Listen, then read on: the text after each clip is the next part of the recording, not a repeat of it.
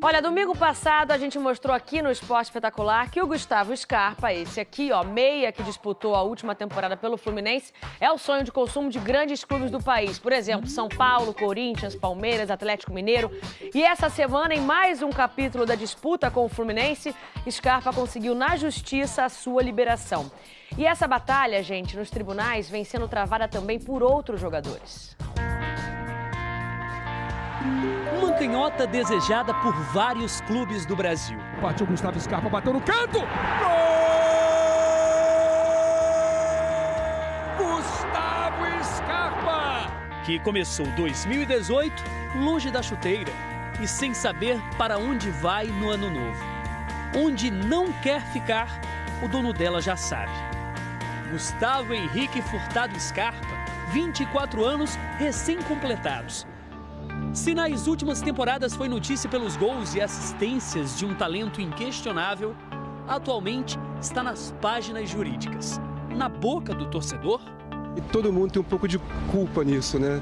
Ou tá errando um pouco nisso, né? A gente anda muito preocupado, né? Que ele vai fazer falta no elenco. Sai pelas portas dos fundos, vai chegar em outro clube, assim, a torcida pode ser que fique também com o pé atrás. 22 de dezembro, Gustavo Scarpa entrou com uma ação para romper imediatamente o contrato com o Fluminense.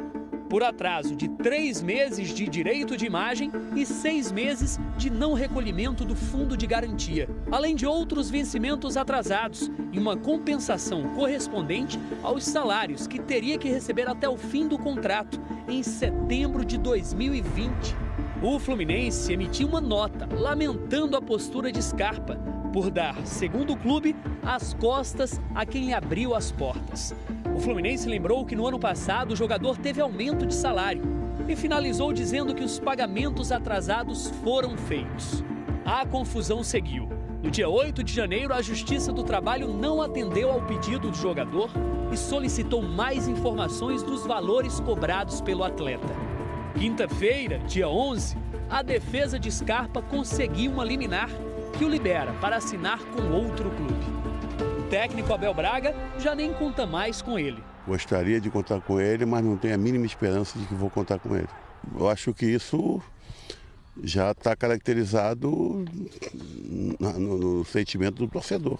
O Corinthians e o Palmeiras demonstraram interesse no jogador.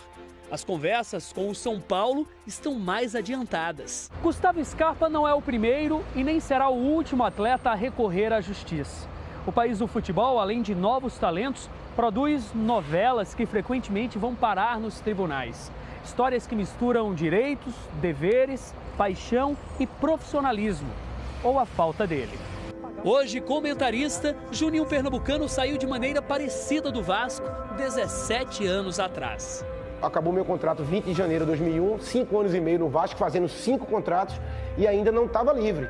Eu pertencia ao Vasco e aí eu busquei a justiça comum e me liberei. E hoje não, os jogadores querem quebrar os contratos com direito porque não recebem em dia. Na minha época, 2, 3 jogadores recebiam em dia e os outros touros do elenco passavam 2, 3, eu fiquei até 6 meses sem receber. Mas nós éramos eternos escravos. Por quê? O contrato de trabalho do futebol acabava e você ainda pertencia ao seu clube. O que é que acontece agora? O jogador tem mais opinião, o jogador tem mais instrução. Eram outros tempos, outra legislação. A Lei Pelé hoje, ela confere mais direitos aos atletas e aos clubes, às partes envolvidas nessa indústria do futebol, do que antes da Lei Pelé. Há casos de jogadores que conseguem a liberação da justiça. Como o companheiro de Scarpa, o zagueiro Henrique, que também deixou o Fluminense por uma liminar. Há atletas que perdem a queda de braço, mesmo que leve tempo. O meia Oscar, hoje na China, se envolveu num longo imbróglio. O São Paulo passou quase 3 anos para recuperar do Internacional os direitos federativos do jogador. O volante Luiz Antônio, hoje na Chapecoense, entrou na justiça contra o Flamengo, alegando atrasos. Não conseguiu a liberação. Teve que seguir no clube. Recentemente, outro que entrou na justiça foi o lateral Zeca, do Santos. A situação ainda está indefinida. O Flamengo chegou a acertar salários com Zeca, mas os advogados do clube carioca, alegando insegurança jurídica, recomendaram a não contratação do jogador. Essa semana, o zagueiro Anderson Martins não precisou entrar com pedido de liminar para deixar o Vasco. Apesar dos atrasos públicos do clube, de 6 meses, Anderson teria recebido apenas 2. O Vasco diz que foram 2 meses de atraso. Nas redes sociais, ao anunciar a transferência para o São Paulo, Anderson Martins foi alvo de torcedores.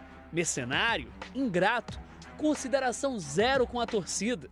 Dá para entender um pouco o torcedor fanático, mas a partir do momento que o torcedor fanático ele entender essa história do Anderson Martins, se ele é um pouco inteligente e um pouco humano, ele vai saber que é uma coisa normal que aconteceu. Na apresentação ao tricolor paulista, o zagueiro preferiu não rebater as críticas. Queria agradecer a torcida do Vasco, sempre tentei honrar a camisa do Vasco, fiz todo o meu melhor, mas infelizmente as coisas não aconteceram.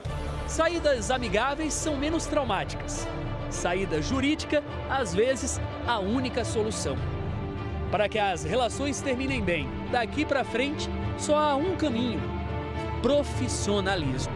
Eu acho que uma gestão dos clubes, um cuidado maior no seu planejamento, de modo que eles consigam cumprir a sua folha salarial, cumprir o que foi contratado com os atletas, impediria esse movimento de tantas ações trabalhistas buscando liberação. Gustavo Scarpa pro Fluminense!